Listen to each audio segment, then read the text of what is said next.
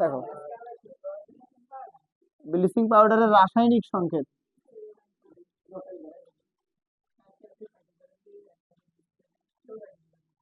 তাহলে এটা একটু মাথায় রাখতে হবে। ক্যালসিয়াম হাইপোক্লোরাইট,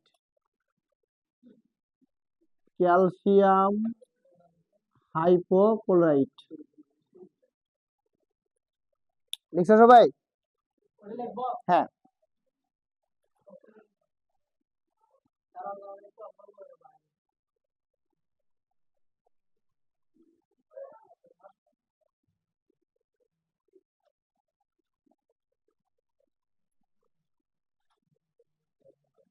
লিখছো সবাই?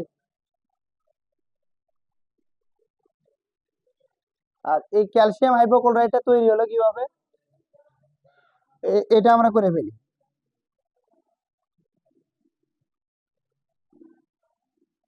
দেখো এটা কিভাবে হচ্ছে। ক্যালসিয়াম হাইড্রোক্সাইডকে আমরা ক্যালসিয়ামের দুজনই কত জানি? 2 জানি।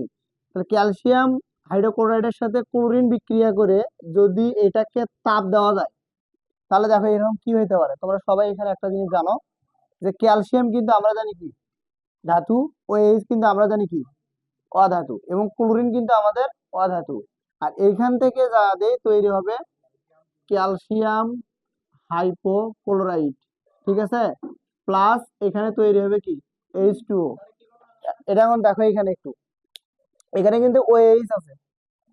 আমরা জানি যে যদি আমরা বিক্রিয়া করতে যাই, তাহলে সেই ক্ষেত্রে যদি আমার H2O থাকে, H2 কে বিশ্লেষণ করলে আমরা OH আর কি পাচ্ছি? H পাচ্ছি।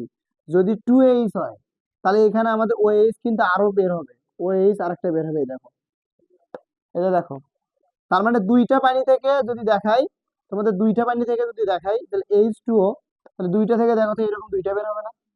তাহলে এখানে যে OH যে দুইটা আছে, তাহলে অবশ্যই পূর্বে কয়টা পানি ছিল? তাহলে কয়টা পানি ছিল? দুইটা পানি। এই দুইটা পানি থেকে তো আমরা কয়টা OH পাচ্ছি? দুইটা OH পাচ্ছি। বোঝা যাচ্ছে কি পূর্বের যে অবস্থাটা, এই পূর্বের অবস্থা। তাহলে এখানে তুমি দেখো সে হম হাইড্রোজেন এখানে দুইটা, এখানে দুইটা রয়ে গেল। অক্সিজেন এখানে একটা, একটা অক্সিজেন রয়ে গেল। না, ওই দুইটা তো থাকবে না, ওই দুইটা তো হবে না, ওই দুইটা তো থাকবে না। ওই দুইটা তো মনে করো তোমার হচ্ছে গ্যাস হয়ে উড়ে চলে যাবে, ঠিক আছে? কিন্তু আমাদের এখানে যেটা বলা হয়েছে ক্যালসিয়াম হাইড্রোক্সাইড, ক্যালসিয়াম হাইড্রোক্সাইডকে যদি ক্লোরিনের সাথে বিক্রিয়া দিয়ে তাপ প্রয়োগ করা হয়, তাহলে সেখান থেকে আমাদের ক্যালসিয়াম হাইপোক্লোরাইডটা হবে, আর হচ্ছে কি হবে? পানি হবে, ঠিক আছে? এই ক্যালসিয়াম হাইপোক্লোরাইডটাই হচ্ছে আমাদের কি, এটাই কি, এটাই হচ্ছে আমাদের ব্লিচিং পাউডার। এখন আমাদেরকে এইটা নিয়ে মোটামুটি একটু আলোচনা করা লাগবে। তোমরা শুধু একটু বিক্রিয়াটা উঠে রাখো, আর আমি এটা বিশ্লেষণ করে দিচ্ছি। বিক্রিয়াটা উঠে রাখো, আমি বিশ্লেষণ করে দিচ্ছি। বিক্রিয়াটা উঠাও, আমি বিশ্লেষণ করে দিচ্ছি। আর সব থেকে ভেরি ভেরি ইম্পর্টেন্ট যে জিনিসটা হবে, সেটা হলো আমাদের যে আমরা যে শরীরে যে পোশাকটা পরি, কাপড়, সে কাপড়ে কিন্তু বিভিন্ন রঙের হচ্ছে কালার ভালো, মানে হচ্ছে ভরার কারণে সেখানে আমরা সেটাকে বলি যে আমাদের কাপড়ে একটা এক ধরনের দাগ পড়ছে। সেটা যে কোনো একটা রঙিন দাগ হইতে পারে, হইতে পারে না? কলমের কালিও কিন্তু ভরে। তো এই রঙিন দাগটা আমরা কিভাবে মনে করো উঠাবো, এটা আজকে এইটা হচ্ছে এই অধ্যায়ের মধ্যে, যে আমাদের জীবনের রসায়নে এই অধ্যায়ের মধ্যে সব থেকে মোস্ট ইম্পর্টেন্ট একটা টপিক। বেশিরভাগ এই অধ্যায় থেকে যদি সৃজনশীল দেওয়া হয়, তাহলে মানে কিভাবে মানে ব্লিচিং পাউডার দ্বারা কাপড়ের রঙিন দাগ উঠানো যায়। মানে একটা কাপড়ে মনে করে আচ্ছা একটা দাগ পড়ছে, তাহলে সেটা কিভাবে উঠাবা, সেই বিক্রিয়াটা আমাদেরকে জানতে হবে। তো এখানে আমাদের ব্লিচিং পাউডারটা দেখো কিভাবে এই দাগটাকে উঠায়। এর আগে কিন্তু আমরা আরেকটা জিনিস শিখছিলাম, সেটা হচ্ছে আমাদের হচ্ছে বেকিং সোডা বা টয়লেট ক্লিনার, মনে আছে? টয়লেট ক্লিনার আমরা কিন্তু শিখছিলাম। তা আমাদের হচ্ছে ব্লিচিং পাউডার দ্বারা কাপড়ের রঙিন দাগ উঠানোর কৌশলটা আমরা এটা ক্লিয়ার করে নিই। এটা ওকে হয়েছে। এটা এখন বিক্রিয়াটা চলে আসবে, কিভাবে আসলে আমি দেখে দিচ্ছি এটাতে। তা আমি এটা মিশে দিলাম, তোমরা আমার সাথে টপিকটা উঠাও। টপিকটা হচ্ছে ব্লিচিং পাউডার দ্বারা, সাথে সাথে তোলো, কথা বলো না তাজবীর, ঠিক আছে? ব্লিচিং পাউডার দ্বারা কাপড়ের রঙিন দাগ উঠানোর কৌশল। দাগ উঠানোর কৌশল সব থেকে ইম্পর্টেন্ট একটা টপিক এটা। এটা একটা আমাদেরকে ভালো করে জানতে হবে।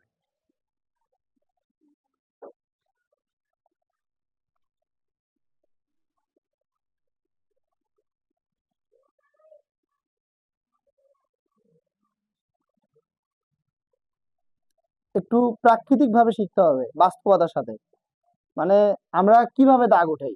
সরাসরি কি ব্লিচিং পাউডার কাপড়ের যে যে যে স্থানে দাগ হয়েছে ওই স্থানে ব্লিচিং পাউডার দিলে কি দাগ উঠে যাবে? সেখানে কিন্তু পানি যুক্ত করতে হবে। কি যুক্ত করতে হবে? পানি। সবার কি এই টপিকটা লেখা হয়ে গেছে? মনে করো তোমাদেরকে আমি একটা মানে একটা এক্সাম্পল দিচ্ছি। এটা একটা মনে করো কাপড়। এখন এই জায়গায় একটা দাগ পড়ছে।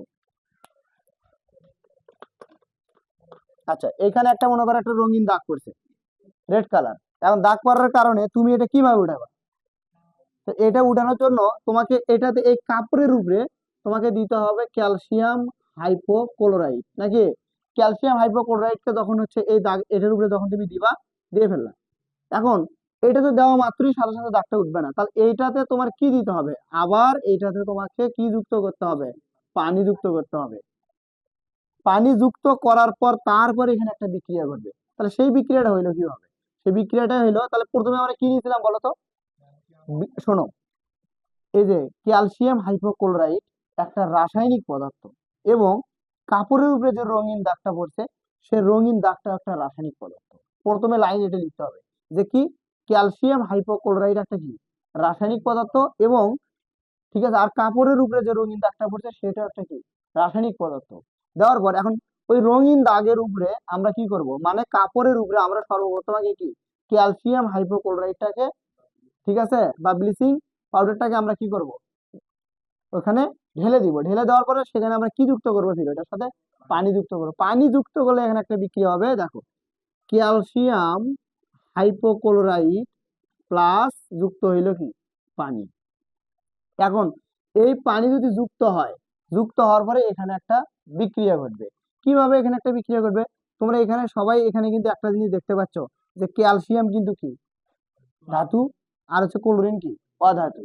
আর এখানে পানির মধ্যেও কিন্তু আমরা জানি যে একটা হচ্ছে ওএইচ আর কি আছে, এইচ আছে। তা এই ক্যালসিয়াম কি করবে? এই ক্লোরিনকে নিয়ে চলে যাবে, মনে করো আলাদা হয়ে যাবে।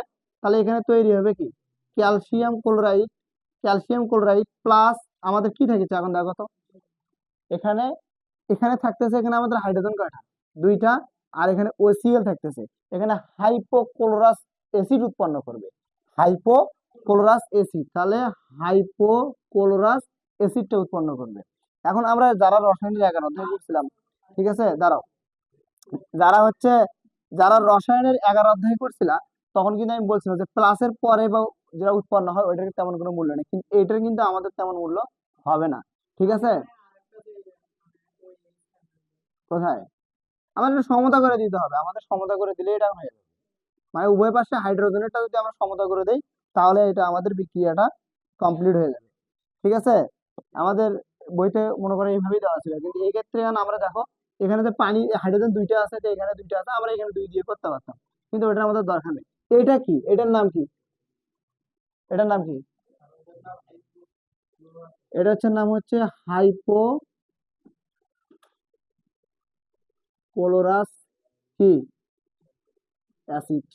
ঠিক আছে, এই হাইপোক্লোরাস অ্যাসিডটাকে নিয়ে আসে দে, তুমি যদি বিয়োজিত করো, এটাকে কিন্তু কি করতে হবে?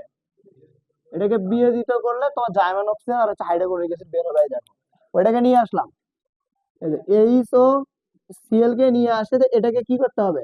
বিয়োজিত করতে হবে। এটাকে বিয়োজিত করলে এখান থেকে হাইড্রোক্লোরিক অ্যাসিড বের হবে, প্লাস এইখানে আরেকটা জাইমান অক্সিজেন বের হবে। এখন এইখানে আমাদের জাইমান অক্সিজেন যেটা বের হচ্ছে এটাই হচ্ছে মেইন। জাইমান অক্সিজেন কি করে? তোমরা এর আগে টয়লেট ক্লিনারের ক্ষেত্রে দেখছো যে জীবাণুগুলোকে কি করে দেয়? ধ্বংস করে দেয়। তখন এই যে এই করবে কি, এই যে এইটা ওইটার উপরে যে কি পদার্থ ছিল রে, রঙিন পদার্থ ছিল, এই রঙিন পদার্থের সাথে কি করবে? বিক্রিয়া করবে। বিক্রিয়া করে ওই পাশে যাতে উৎপন্ন করবে তোমার হচ্ছে বর্ণহীন পদার্থ।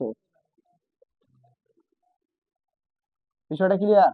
এখন আমি আবার বলতে যাচ্ছি, দেখো, ক্যালসিয়াম হাইপোক্লোরাইড যে ছিল এটার সাথে যখন পানি যুক্ত করবা, পানি যুক্ত করলে ক্যালসিয়াম ক্লোরাইড হচ্ছে হাইপোক্লোরাইড অ্যাসিড হবে। এই হাইপোক্লোরাইড অ্যাসিডকে আমি কি করছি, বিয়োজিত করছি। বিয়োজিত করলে উৎপন্ন হবে হাইড্রোক্লোরিক অ্যাসিড আর হচ্ছে জাইমান অক্সিজেন। এখন রঙিন পদার্থের সাথে যখন হচ্ছে জাইমান অক্সিজেনটা বিক্রিয়া করবে তখন হচ্ছে বর্ণহীন পদার্থ উৎপন্ন হবে। এই বর্ণহীন পদার্থ যেটা হইলো সেই দাগটাই হচ্ছে তোমার কি ব্লিচিং পাউডার দ্বারা ওই কাপড় থেকে ওই দাগটা কি হয়ে গেল, উঠে গেল। এখন এখানে ব্যাখ্যাটা লিখবে কিভাবে, ব্যাখ্যাটা আমি বলে দিচ্ছি, একবার মনোযোগ দিয়ে শুনে নাও। প্রথমে ক্যালসিয়াম হাইপোক্লোরাস হাইপোক্লোরিক অ্যাসিড একটা কি বলতো, এটা হচ্ছে একটা রাসায়নিক পদার্থ, এবং যে রঙিন দাগটা কাপড়ের সেটাও একটা কি রাসায়নিক পদার্থ, ঠিক আছে। এবং ওই রঙিন দাগের উপরে যখন হচ্ছে কি তোমার হচ্ছে ব্লিচিং পাউডারকে কি করা হয়, ঢালিয়ে পানি যুক্ত করা হয়, তখন উৎপন্ন হয় ক্যালসিয়াম ক্লোরাইড আর হচ্ছে কি হাইপোক্লোরাস। এই হাইপোক্লোরাসকে যখন বিয়োজিত করা হয়, বিয়োজিত করলে উৎপন্ন হয় হাইড্রোক্লোরিক অ্যাসিড আর কি জাইমান অক্সিজেন। এখন এই জাইমান অক্সিজেনকে যখন রঙিন পদার্থের সাথে বিক্রিয়া করা হবে বা যুক্ত করা হবে তখন হবে বর্ণহীন পদার্থ। সুতরাং এভাবেই ব্লিচিং পাউডার দ্বারা, ঠিক আছে, কাপড়ের রঙিন দাগ উঠানো হয়। ব্যাখ্যাটা একটু লিখতে হবে তোমাদের।